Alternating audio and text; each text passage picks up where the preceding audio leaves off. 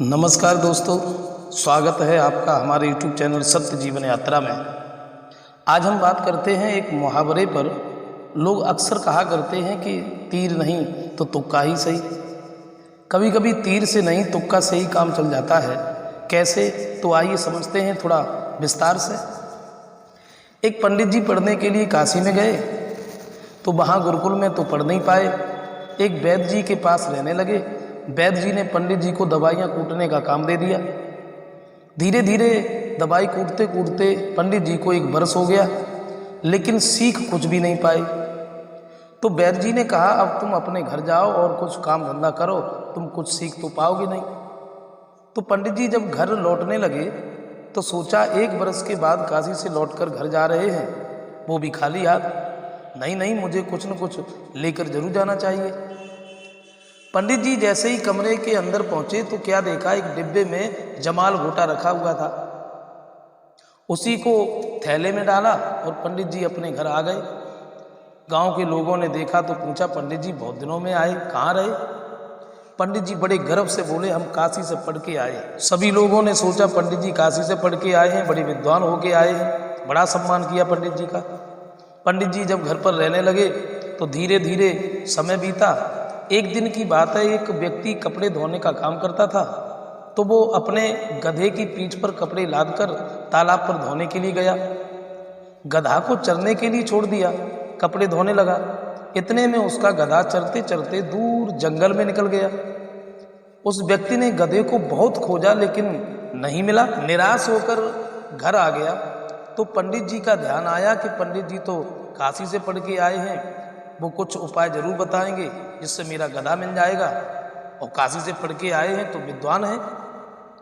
वह व्यक्ति पंडित जी के पास आ गया और पूछने लगा, महाराज हमें कोई उपाय बताइए जिससे मेरा गधा मिल जाए, वो खो गया है, नहीं मिल रहा है। आप काशी से पढ़ के आए हैं, आप हमें कुछ उपाय बताइए, कहाँ खोजें, जाके किस दिशा में जाएं।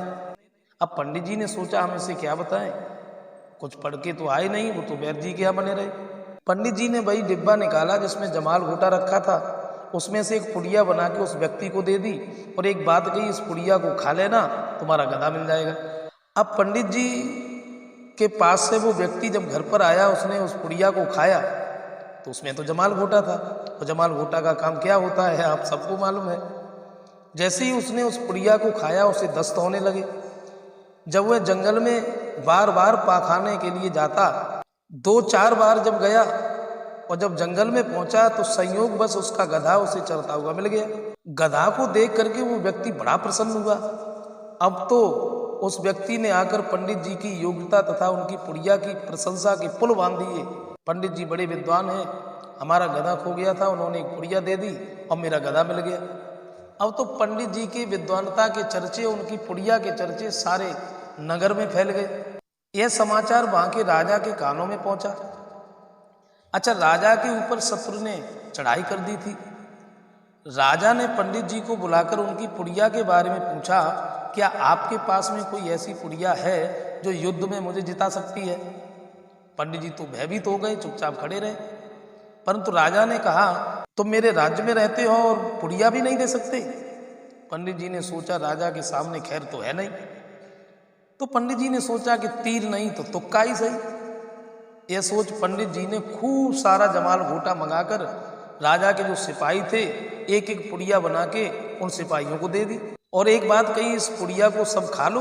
राजा के सिपाहियों ने जैसी पुड़िया खाई तो उन्हें दस्त होने लगे। फौज के सिपाही लोटा लेकर बार बार जंगल में पाखाने जाते। सुबह से शाम हो गई, परंतु पाखाने वालों का तांता न टूटा। अच्छा, पास ही में दुश्मन की सेना के डेरे थे। शत्रु ने देखा कि इस राजा के पास इतनी सेना है कि सुबह से शाम तक तो इनके पाखाने जाने का नंबर ही नहीं आ रहा, तो हम थोड़ी सी सेना लेके आए, इनके ऊपर विजय कैसे करेंगे। वो सेना को देख करके शत्रु जो था वहां से डर की वजह से भाग गया। अब तो पंडित जी की पट में चित पड़ गई। मेरे कहने का मतलब यह है, कभी तीर से नहीं बल्कि तुक्का से भी काम चल जाता है। धन्यवाद दोस्तों। हमारे YouTube चैनल सत्य जीवन यात्रा को सब्सक्राइब करें, वीडियो को लाइक करें, शेयर करें। राधे राधे, जय श्री कृष्ण।